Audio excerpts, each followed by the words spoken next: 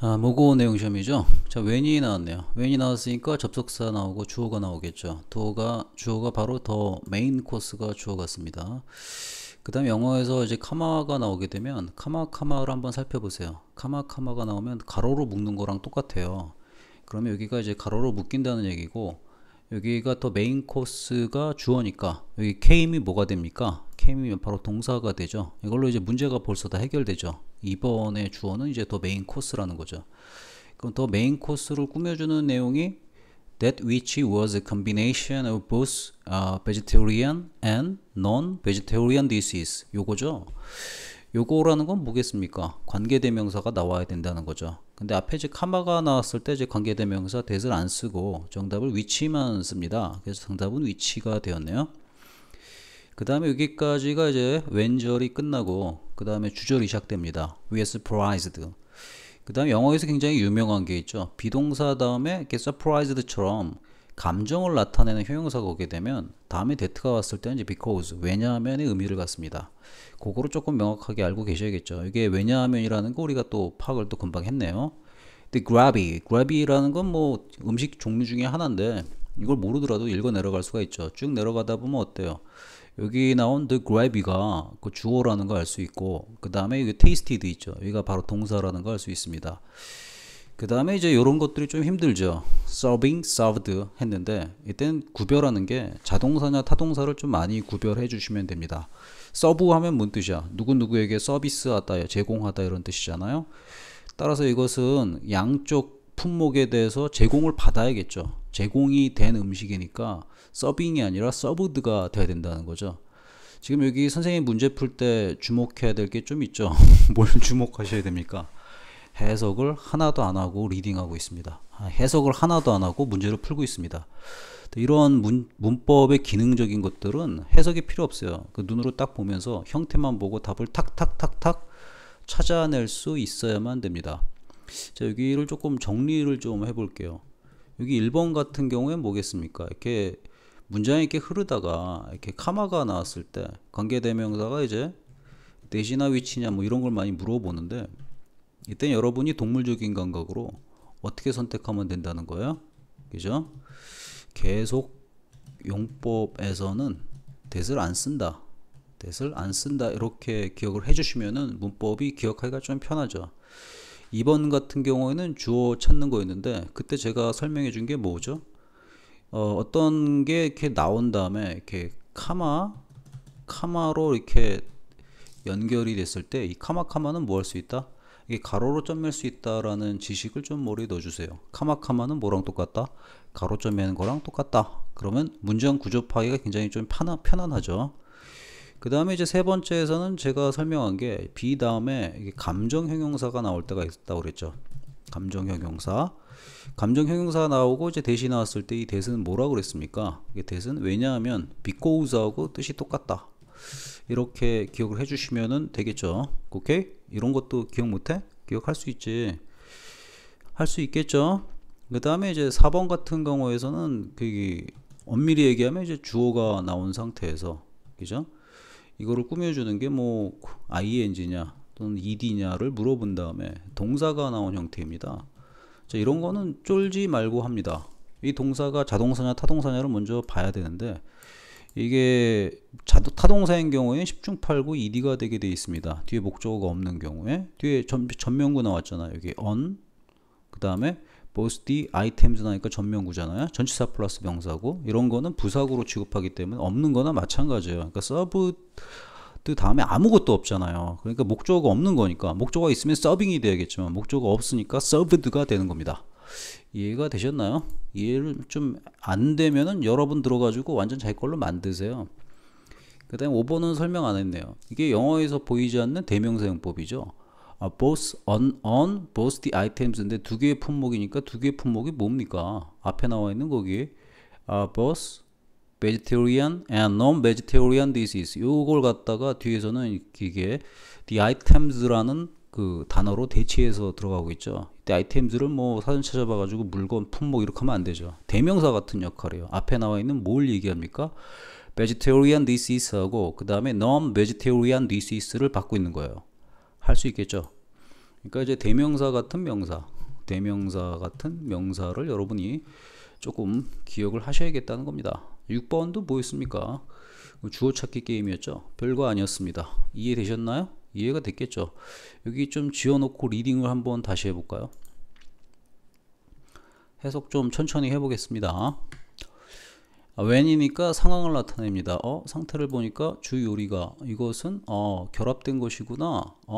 베지테리언 채식주의자 비채식주의자 음식이 결합됐네. 이게 나왔구나. 이때 우리는 놀랬죠. 왜 놀랬지? 이 그래비, 이게 만들어진 음식이 또 그래비입니다. 이 그래비라는 음식이 제공되었던 것이죠.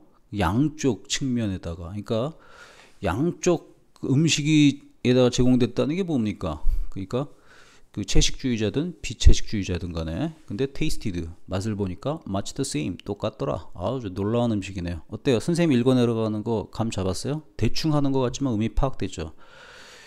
직독직해의 목적은 속독속해입니다. 오케이? when이니까 또 상태를 나타내주는 접속사가 나왔고, 위 나왔는데, 위가 사람 주어죠. 사람 주어일 때는 뭐 10중 8구 ED라고 판단 내리시면 됩니다. 지식이 좀 없어도. 정답은 이제 compared였고요.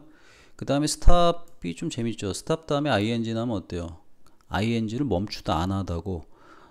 to RV가 나면 멈춰서 RV 하다예요. 그럼 우리는 대신에 멈춰서 뭐 한다? 거기에 관찰할 것이냐 아니면은 관찰을 안 할 것이냐죠. 그죠?